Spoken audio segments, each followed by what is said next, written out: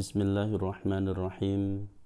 Assalamualaikum warahmatullahi wabarakatuh. Alhamdulillahi rabbil alamin. Assalatu wassalamu ala rasulillahi sallallahu alaihi wasallam. Amma ba'd. Bapak Ibu yang kami hormati, yang dirahmati Allah Subhanahu wa ta'ala, pada video kali ini kita coba mengupas dari sudut pandang kami memahami ilmu-ilmu yang kami mengerti, apa sih solusi dari riba.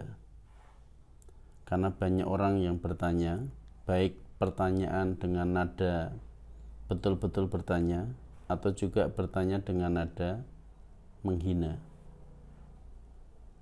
Mereka berkata, berilah solusi dari riba.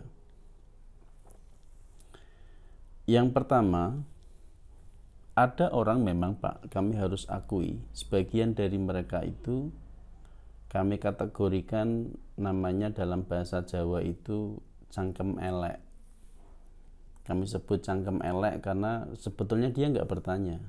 Dia hanya sedang mencoba menghina atau menyudutkan kami. Mereka bertanya, janganlah keluar-keluar riba haram sedangkan tidak memberikan solusi.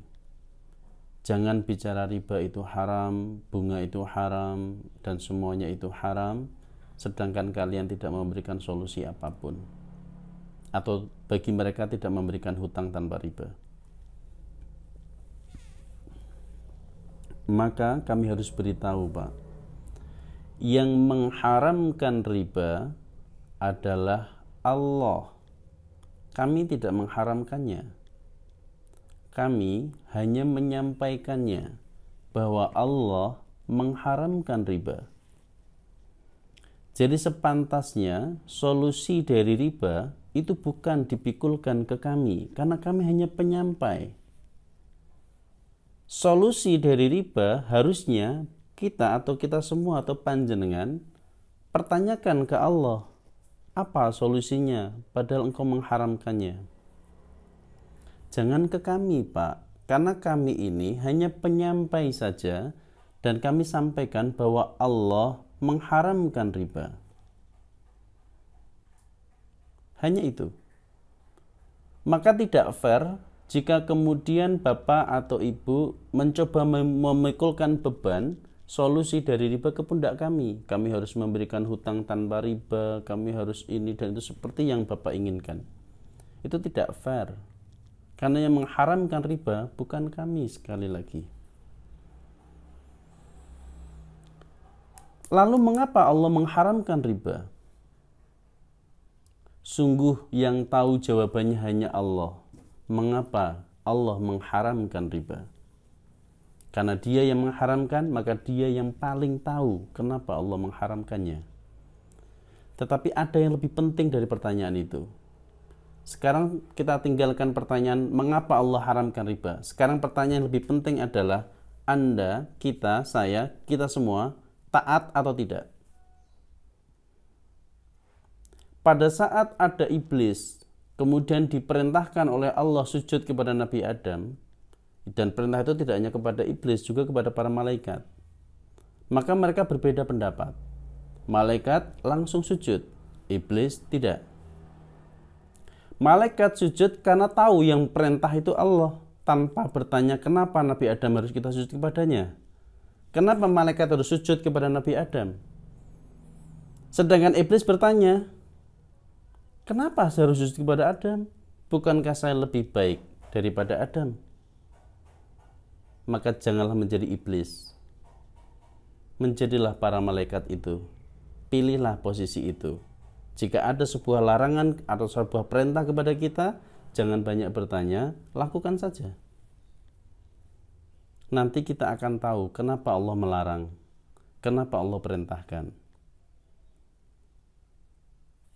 Sederhana ya, kita tahu cerita tentang iblis dan malaikat itu. Saya rasa semua orang Islam tahu itu.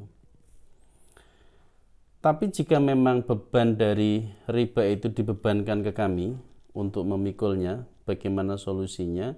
maka kami akan berikan solusi menurut cara pandang kami. Kami memberikan solusi Bapak Ibu. Jika memang Allah mengharamkan mabuk, solusinya nggak usah mabuk. Kalau Allah mengharamkan judi, solusinya nggak usah judi. Kalau Allah mengharamkan riba, solusinya tidak usah berakad riba. Itu solusi yang kami tahu.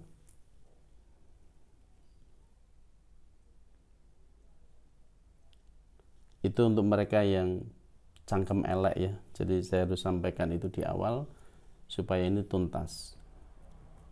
Kemudian kita coba masuk kepada pertanyaan yang sebenarnya. Apa solusi dari riba berdasarkan Al-Quran atau berdasarkan pengetahuan kita kepada Allah? Karena hanya Allah yang memang memberi solusinya. Yang mengharamkan riba Allah, tentu yang memberi solusi adalah Allah. Itu sudah benar, Pak. Kalau kita bicara bagaimana Allah memberikan solusi, solusinya apa, maka jawabannya ada di dalam Al-Quran. Solusi dari riba ada dua yang kami temukan di dalam Al-Quran. Yang pertama, solusi dari riba, Bapak bisa cek atau Ibu juga bisa cek di surat Al-Baqarah ayat 275. Ayatnya panjang. Di dalam ayat itu ada kalimat wa ahallallahul bai'a wa harramar riba. Allah menghalalkan jual beli, mengharamkan riba. Jika Bapak Ibu semua yang ada di sini pengen dapat keuntungan, pengen dapat rezeki, silahkan jual beli itu halal, tolong jangan riba karena itu haram. Itu solusi yang pertama. Jadi dengan demikian, Bapak Ibu nanti kalau mau bikin usaha, jangan buat koperasi simpan pinjam. Mending bikin toko saja, jual beli saja. Jangan buat bank, mending bikin perusahaan saja. Itu lebih halal, lebih suci daripada riba. Solusi yang kedua, di surat Al-Baqarah ayat 276, yaitu di ayat berikutnya persis nyambung, ada kalimat yamhaqullahu riba wa yurbis shadaqat. Allah mengharamkan riba, Allah menghancurkan riba, menyuburkan sedekah. Itu kalau kita baca di terjemah Kemenak ya. Riba dan sedekah disandingkan oleh Allah seolah-olah ini adalah penyakit dan obatnya. Ini bumi, ini langitnya, ini surga, ini nerakanya. Seolah-olah seperti itu kira-kira. Jadi ada kontras gitu. Maka pada saat jenengan atau kita semua membutuhkan kecukupan dari Allah supaya tidak butuh bank, tidak butuh hutang, maka menjadilah orang yang ahli sedekah. Itu solusi yang kedua.